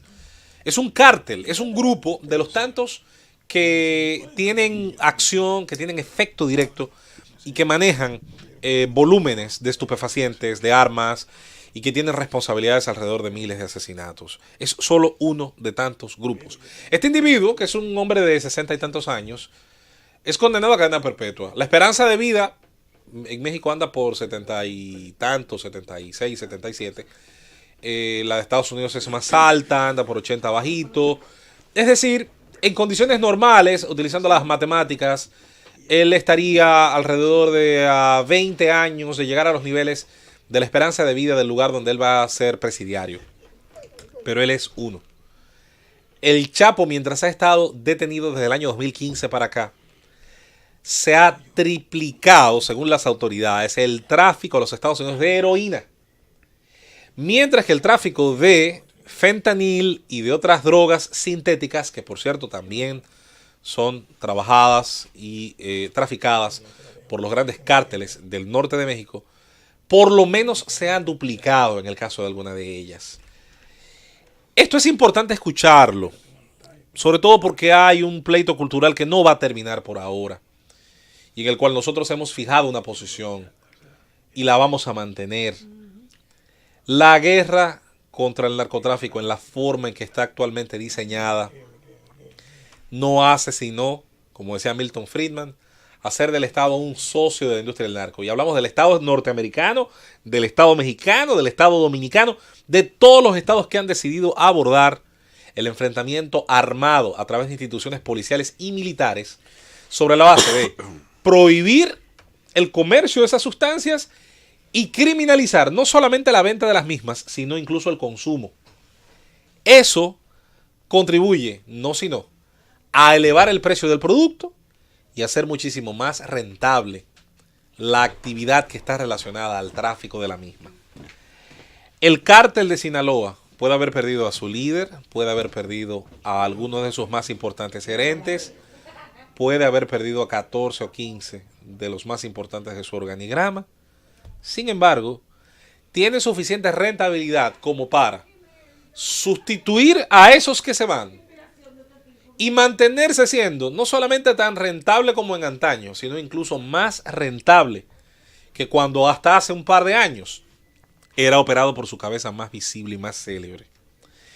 El actual esquema de lucha contra las drogas pasa por alto también el hecho de que es una industria que se transforma a sí misma, que cada día estudia nuevas formas, novedosas cada una de ellas, no solamente de disfrazar su producto, de insertarlo dentro de distintas formas de camuflaje. No, eso es lo de menos, eso es básico. Es que pasa por alto la capacidad que han ido desarrollando estos grandes cuerpos del crimen para manejando laboratorios, probetas, inversión, contratando personal altamente calificado, incluso para diseñar las sustancias. Desde los años 80 esto viene ocurriendo, cuando la famosa sin semilla, que fue aquella versión, aquella semilla transgénica de la marihuana, permitió a grupos del cártel de Guadalajara en ese entonces, y también esto es recogido en la serie Narcos, versión México, cuando este tipo de semilla que permitía una producción más rápida, un ciclo más corto, y en condiciones del alto desierto mexicano, le permitió operar a ese cártel de Guadalajara y específicamente a Rafael Caro Quintero, que fue en ese entonces uno de los narcotraficantes más famosos del globo terráqueo, le permitió operar uno de los plantíos más grandes del mundo, apenas a unas cuantas horas de viaje hacia los Estados Unidos, y en un momento donde la marihuana todavía no era rebasada por la cocaína como el principal producto del mercado, pues le permitió amasar enormes fortunas que a su vez permeaban las instituciones de un país y de otro. Hace unos días me topé con un letrero de una de las instituciones que en el país lucha contra el tema de la adicción y reúne. Cobija es uno de los Hogar Crea, no recuerdo si el nacional o internacional, porque sé que hay una división. Una de esas dos, no recuerdo ahora con exactitud cuál, decidía colocar una valla, y eso me llamaba mucho la atención, porque yo nunca había visto en mi vida, en el tiempo que tengo, los 32 años, casi 33 de vida que tengo, nunca había visto una inversión tan cuantiosa por parte de esa institución en publicidad. Y cuando decide hacerlo para ponerse del lado de la no legalización y de la no despenalización. Y me parece bastante curioso, me parece bastante llamativo y me parece bastante contraproducente que hagan un esfuerzo tan grande, no en otras tantas cosas sanísimas que podrían estar haciendo, sino en ponerse del lado, para mí, equivocado de la historia, que es del lado que ha criminalizado al consumidor, que no lo considera un paciente, que no lo considera un problema de salud pública, pero el problema de salud pública existe. Que en un país como el nuestro, donde ya los problemas no son entre grandes cárteles para sacar drogas de los puertos, no, los problemas son entre puntos. Y hemos hablado mucho de puntos de droga los últimos 2 meses en Baní, ahora el de la señora Reina, una mujer de 60 años y su hijo que tenían un punto con 15 años. ¿Y por qué hay puntos de droga en el país? Porque hay consumo. Es decir, hay un consumo lo suficientemente grande como para sostener una competencia entre estos puntos. Y mientras tanto, seguimos creyendo que mantener el mismo ejercicio de combate, entre comillas, contra las drogas, el ejercicio policial y militar que no hace sino, insisto, elevar su precio, elevar su rentabilidad, darle más dinero al ejercicio del crimen organizado para permear instituciones, comprar jueces, permear policía, milicia, instituciones del orden, adquirir todo lo que necesita para que la impunidad le esté garantizada, a un precio, un costo altísimo para sociedades como las nuestras. Y hasta quienes uno entiende, a veces le ha tocado defender, hasta instituciones como esa, deciden ponerse del otro lado de la acera. Oiga, es bastante paradójico. El Chapo puede haber caído.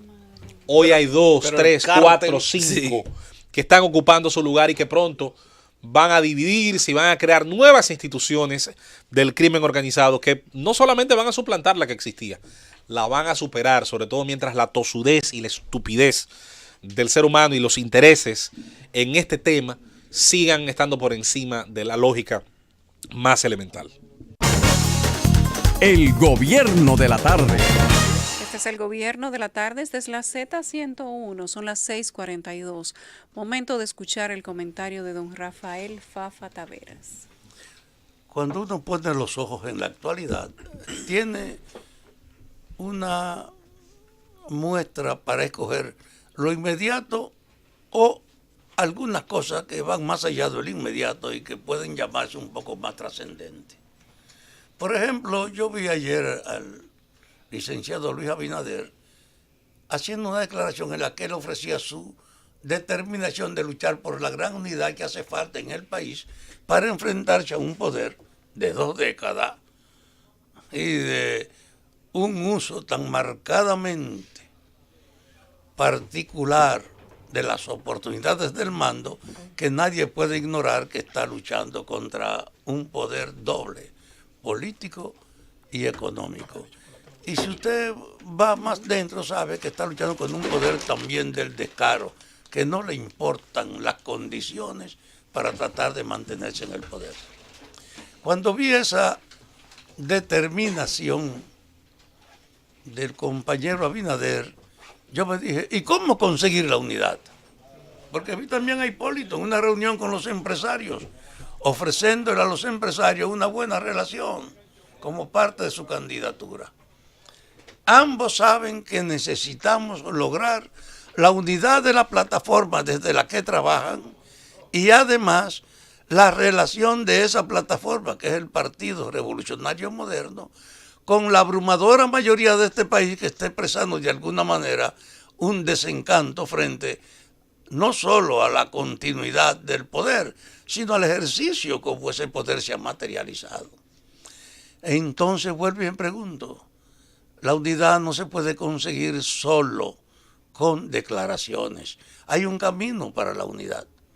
He dicho que tampoco se puede pretender en esta época repetir las experiencias de una situación ya superada, cuando la ignorancia de la población, cuando no había acceso a las informaciones, cuando los candidatos encarnaban las aspiraciones de la gente y la gente venía a orientarse desde los candidatos. Ya esa época pasó. Cada vez más la gente tiene información y tiene además capacidad para entender los hechos a lo que se acerca por los mecanismos tecnológicos con los que se informa. Por eso, la unidad de hoy no es solo pregonar que se quiere, ni siquiera hacer una oferta de lo que usted haría, porque hay que ir más allá de las palabras en un país donde la política está marcada precisamente por la informalidad y por la degradación. El único camino certero para poder hablar de unidad hoy es entender que hay que unificar propósitos. Y los propósitos solo se unifican cuando la forma de alcanzarlo se logra en forma múltiple. Por ejemplo, yo insisto, aquí no hay seguridad en el país. Yo quisiera oír a Hipólito o a Luis hablando de que ellos son capaces de unificarse para llamar a todos los sectores de la sociedad a discutir una política que permita lograr la seguridad que no tenemos, la propuesta de lo que habría que hacer, porque esa convergencia sí aseguraría que las medidas que haya que tomar para imponer la seguridad que hace falta cuente desde antes de llegarse al poder con el nivel de respaldo que la garantiza.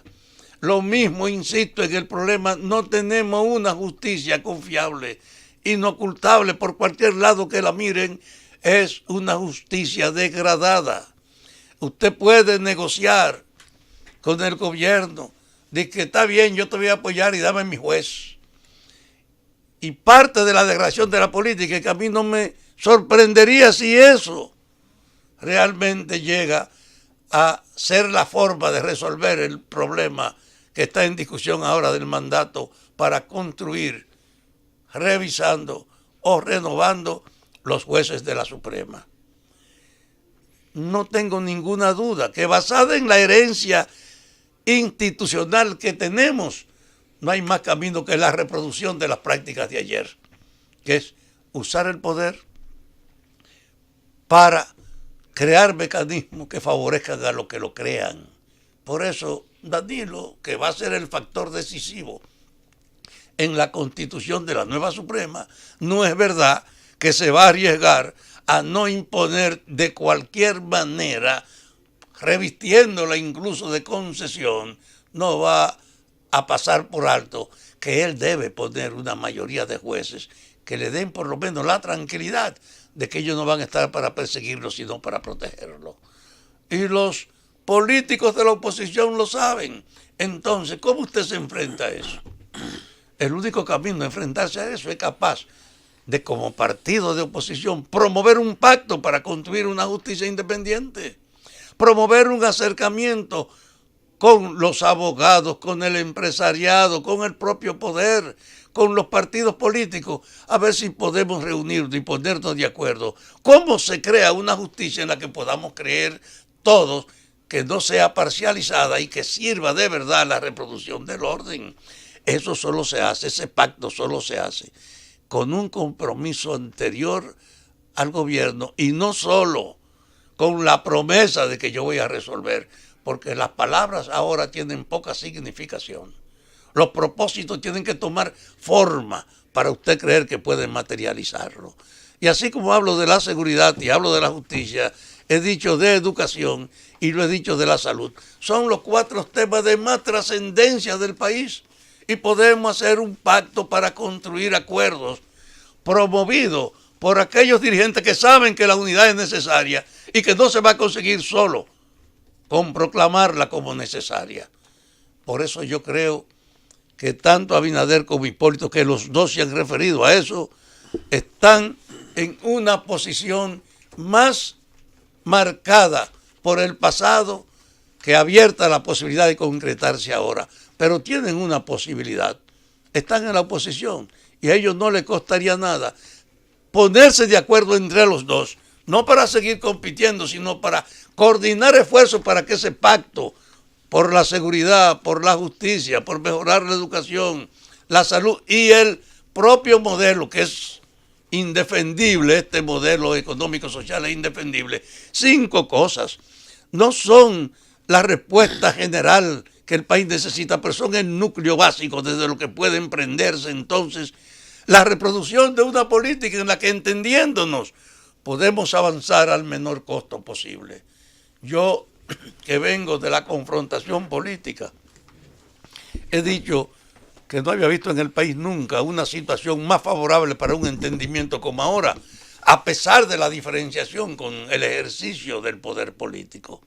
Ojalá nuestros políticos valoren esta inmensa oportunidad y se den cuenta que no es un problema ni de declaración ni de reproducir prácticas viejas, que ahora la única forma de usted lograr comprometer a la gente es que participemos juntos en lo que queremos defender. Por eso los pactos por la seguridad, para crear una justicia independiente, para mejorar la educación y el problema de la salud y modificar el modelo económico y social, son una plataforma, no para que usted la suma, sino para que usted organice, para que usted dé paso hacia adelante, para que tratemos de hacer que converjan en ponernos de acuerdo, usando la experiencia de lo que ha pasado aquí. El pacto por la educación se logró cuando una propuesta fue aceptada por todos los candidatos para ejecutarla el que ganara. Y nadie pudo oponerse a eso, independientemente del uso que se haya hallado el acuerdo. Fue una escuela. Lo mismo que la Marcha Verde, levantando 2 pecados públicos, promovió un nivel de respaldo insólito contra la corrupción y contra la impunidad. Por eso aprendamos de la vida y seamos capaces de abrir el proceso de construir pactos efectivos para resolver las cosas fundamentales de esta sociedad. Mire, don Fafa, no hay duda de que el planteamiento que usted hace, y debo coincidir con usted, pero no hay duda de que en el Partido Revolucionario Moderno se ha incurrido o se estaría incurriendo en un error, principalmente de parte del ala de Hipólito Mejía, que yo creo que debería concentrarse en repetir la misma fórmula que le dio un resultado favorable, aún en medio de toda clase de adversidades y aún siendo principiantes, vamos a decir, porque trataba de un partido nuevo en las elecciones pasadas. O sea, en las elecciones pasadas, el PRM y aliados sacó un 35%. Un 35%. Mucho para un partido nuevo. Claro que es muchísimo para un partido nuevo. Frente a un gobernante en campaña full que exhibió un resultado de un 61%, deslucido, por supuesto, por el mal papel que jugó la Junta Central Electoral. También, un 61%. Claro que fue mucho, pero yo lo que te digo es que no hay dudas de que si el PRM repite la fórmula, la misma fórmula que presentó en las elecciones pasadas, fortalecida y con el apoyo unificado, no hay duda, y no podemos decir que vaya a ganar las elecciones. Si me hace caso a mí, pero no hay duda produce la unidad que sacaría, sí, claro que sí. No hay duda de que sacaría más de un 35% y no hay duda de que el PLD y sus aliados no van a llegar a un 61%, aún con Hipólito Mejía, con Danilo Medina de candidato. Que no van a llegar a un Leonel Fernández. 61%. No, yo no creo que llegue a un 61%. O sea, yo pienso que el PLD va a ganar las elecciones que vienen. Como se ve en este momento, no parecería que el PRM no parecería que llegue a un 61%. Y es seguro que el PRM sacaría más de un 35%. Claro, cuando digo repitiendo la misma fórmula, es porque el PRM o sea, fue Hipólito Luis unificado. o No Luis Hipólito Luis, Carolina. sino Luis con el apoyo de Hipólito. Hipólito no debería ser precandidato. Es que no vuelve Hipólito no a- debería estar debilitando. Pero es no- que el no problema deberían. ahora no es de los candidatos, yo insisto. Sí, pero tienen que están en el unificarse. limbo. Ahora tú ni a Hipólito Tienen y a que Luis. unificarse. Tú ni a Hipólito y a Luis. Dice, vamos a propiciar un pacto para que nos pongamos de Claro, acuerdo con y todos no- los otros y sectores. es lógico que van a ser Y esa es fuertes. la base para que podamos Como no ganar. deberían ser en el PLD tampoco los que ya han sido presidentes, deberían ser árbitros. Sí, deberían para ser propiciar árbitros. la unidad del partido y para que haya un relevo de Pero la, lo primero es de el la camino generación por que lo viene tú puedes detrás. reunir la fuerza que hace Pero- falta unir. No es este o aquel candidato, es cómo tú unes la fuerza necesaria para enfrentarse al poder. Para enfrentarte y al solo poder. es con los pactos al que yo me estoy refiriendo. La oposición tiene que fortalecerse en torno a un solo núcleo. Y a No una puede ir, visión. no puede ir fraccionada a unas elecciones Claro. donde entonces a todas El luces va a perder pero el otra vez. oficialismo tampoco. Sí, Porque pero como tú sabes están lo las que pasa. cosas Pero en este momento. Pero el oficialismo tiene la ventaja, Yulisa, de que está en el gobierno. No, eso no tiene Sí, que tiene ver. el poder. Hipólito perdió estando en el Ellos gobierno. tienen su no es lo problema. mismo. Tú sabes que no es el mismo Pero el escenario. oficialismo tiene Ellos también tienen su su problema y yo dudo que también divididos puedan sacar la misma puntuación que No, sacaron ahora- antes. no, De hecho, yo no ni creo que siquiera ganan. unidos van a sacar la misma puntuación. Ahora, yo no tengo duda Ni siquiera unidos, que hay pero un chance en el pueden país seguir en el poder. para que la gente se unifique. Porque hay una masiva actitud de insatisfacción que no tiene una referencia coherente para expresarse, que hay que construirla. Por eso, los pactos por la unidad no son de reparto de cargos, que es con lo que están tradicionalmente acostumbrados. No es acompañando que yo quiero ser candidato a esto y tú me apoyas. No, aunque terminemos con una distribución, el punto de partida es el pacto por puntos concretos que nos obliguen a todos a defenderlo. El gobierno de la tarde.